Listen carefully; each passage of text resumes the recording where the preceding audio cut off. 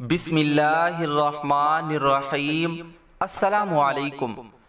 اب حضرت عمیر رضی اللہ عنہ نے عرض کیا، اے اللہ کے رسول، میں ہر وقت اس کوشش میں لگا رہتا تھا کہ اللہ کے اس نور کو بجھا دو، اور جو لوگ اللہ کے دین کو قبول کر چکے ہیں انہیں خوب تکلیف پہنچایا کرتا تھا۔ اب میری آپ سے درخواست ہے کہ آپ مجھے مکہ جانے کی اجازت دیں تاکہ وہاں کے لوگوں کو اللہ کی طرف بلاؤں اور اسلام کی دعوت دوں۔ ممکن ہے کہ اللہ تعالیٰ انہیں ہدایت عطا فرما دے۔ حضور اکرم صلی اللہ علیہ وسلم نے انہیں مکہ جانے کی اجازت دے دی، چنانچہ یہ واپس مکہ ان کی تبلیغ سے ان کے بیٹے وہب رضی اللہ عنہ بھی مسلمان ہو گئے۔ جب حضرت صفوان رضی اللہ عنہ کو یہ اطلاع ملی کہ عمیر رضی اللہ عنہ مسلمان ہو گئے ہیں تو وہ بہن چکا رہ گئے اور قسم کھا لی اب کبھی عمیر رضی اللہ عنہ سے نہیں بولیں گے۔ اپنے گھر والوں کو دین کی دعوت دینے کے بعد عمیر رضی اللہ عنہ صفوان رضی اللہ عنہ کے پاس آئے۔ اے صفوان، تم ہمارے سرداروں میں سے ایک سردار ہو، تمہیں معلوم ہے کہ ہم پتھروں کو پوجتے رہیں اور ان کے نام پر قربانیاں دیتے رہیں، بھلا یہ بھی کوئی دین ہوا؟ میں گواہی دیتا ہوں کہ اللہ تعالیٰ کے سوا کوئی معبود نہیں، اور یہ کہ محمد صلی اللہ علیہ وسلم اللہ کے رسول ہیں۔ ان کی بات سن کر صفوان رضی اللہ عنہ نے کوئی جواب نہ دیا۔ بعد میں فتح مکہ کے موقع پر عمیر رضی اللہ عنہ ان کے لیے امان طلب کی تھی اور پھر یہ بھی ایمان لے آئے تھے۔ ان کے اسلام لانے کا قصہ فتح مکہ کے موقع پر تفصیل سے آئے گا انشاءاللہ۔ اسی طرح ان قیدیوں میں نبی اکرم صلی اللہ علیہ وسلم کے چچا حضرت عباس رضی اللہ عنہ بھی تھے۔ صحابہ اکرام رضی اللہ عنہ نے انہیں بہت سختی سے باندھ رکھا تھا، رسی کی سختی انہیں بہت تکلیف دے رہی تھی اور وہ کرا رہے تھے۔ ان کی اس تکلیف کی وجہ سے حضور اکرم صلی اللہ علیہ وسلم بھی تمام رات ہی بے چین رہے۔ جب صحابہ اکرام رضی اللہ عنہم اجمعین کو معلوم ہوا کہ حضور اقدس صلی اللہ علیہ وسلم اس وجہ سے بے چین ہے تو فوراً حضرت عباس رضی اللہ عنہ کی رسیاں ڈھیلی کر دی، یہی نہیں باقی تمام قیدیوں کی رسیاں بھی ڈھیلی کر دی۔ پھر انہوں نے اپنا فدیہ ادا کیا اور وہاں ہوئے اس موقع پر حضرت عباس رضی اللہ عنہ مسلمان ہو گئے تھے، مگر انہوں نے مکہ والوں سے اپنا مسلمان ہونا پوشیدہ رکھا۔ قیدیوں میں ایک قیدی ابو عزا جمی بھی تھا۔ اس نے حضور اکرم صلی اللہ علیہ وسلم سے التجا کی، اے اللہ کے رسول، میں بال بچوں والا آدمی ہوں اور خود بہت ضرورت مند ہوں، میں فدیہ نہیں ادا کر سکتا، مجھ پر رحم فرمائے۔ یہ شعر تھا، مسلمانوں کے خلاف شعر لکھ کر آپ کو تکلیف پہنچایا کرتا تھا۔ اس کے باوجود آپ صلی اللہ علیہ وسلم نے اس کی درخواست منظور فرمائی اور بغیر فدیے کے اسے رہا کر دیا۔ البتہ اس سے وعدہ کیا کہ آئندہ وہ مسلمانوں کے خلاف اشعار نہیں لکھے گا۔ اس نے وہ وعدہ کر لیا، لیکن رہا ہونے کے بعد جب یہ مکہ پہنچا تو اس نے پھر اپنا کام شروع کر دیا، مسلمانوں کے خلاف اشعار لکھنے لگا۔ یہ مکہ کے مشرکوں سے کہا کرتا تھا، میں نے محمد پر جادو کر دیا تھا، اس لیے انہوں نے مجھے بغیر فدیے کے رہا کر دیا۔ اگلے سال یہ شخص غزوہ احد کے موقع پر کافروں کے لشکر میں شامل ہوا اور اپنے اشعار سے کافروں کو جوش دلاتا رہا۔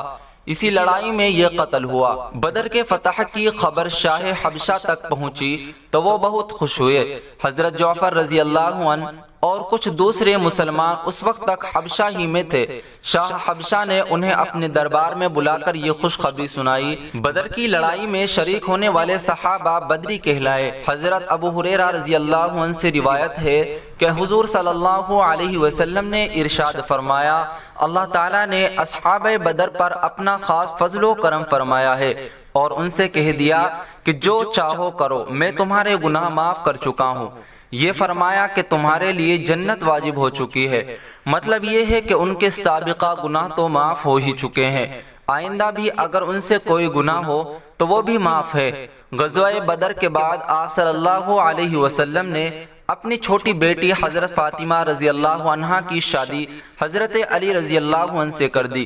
شادی سے پہلے آپ صلی اللہ علیہ وسلم نے حضرت فاطمہ سے پوچھا، بیٹی تمہارے چچا زاد بھائی علی رضی اللہ عنہ کی طرف سے تمہارا رشتہ آیا ہے، تم اس بارے میں کیا کہتی ہو؟ حضرت فاطمہ رضی اللہ عنہا خاموش رہی، گویا انہوں نے کوئی اعتراض نہ کیا۔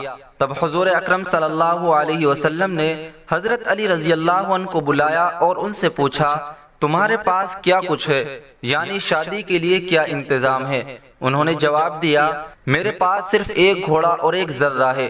یہ سن کر آپ صلی اللہ علیہ وسلم نے ارشاد فرمایا، گھوڑا تو تمہارے لیے ضروری ہے، البتہ تم ذرہ کو فروخت کرو۔ حضرت علی رضی اللہ عنہ نے وہ ذرہ 480 درہم میں فروخت کر دی اور رقم لا کر آپ صلی اللہ علیہ وسلم کی خدمت میں پیش کر دی۔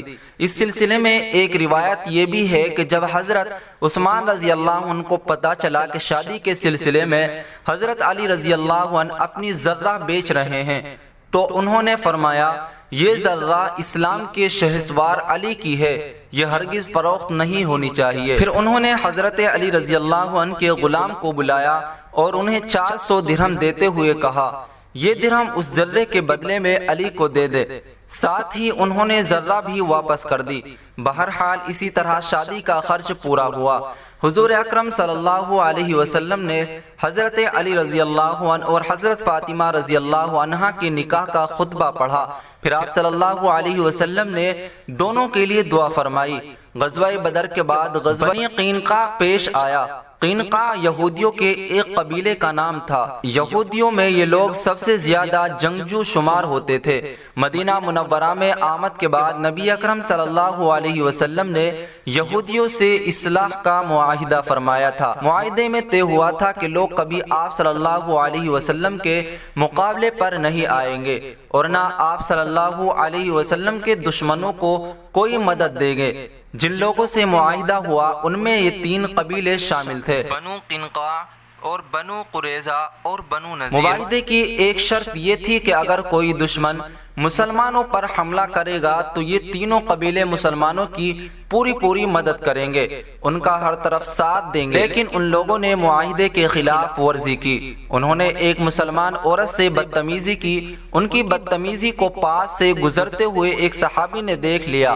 انہوں نے اس یہودی کو قتل کر دیا۔ یہ دیکھ کر محلے کے یہودیوں نے مل کر ان صحابی کو شہید کر دیا۔ اس خبر کے پھیلنے پر وہاں اور مسلمان جمع ہو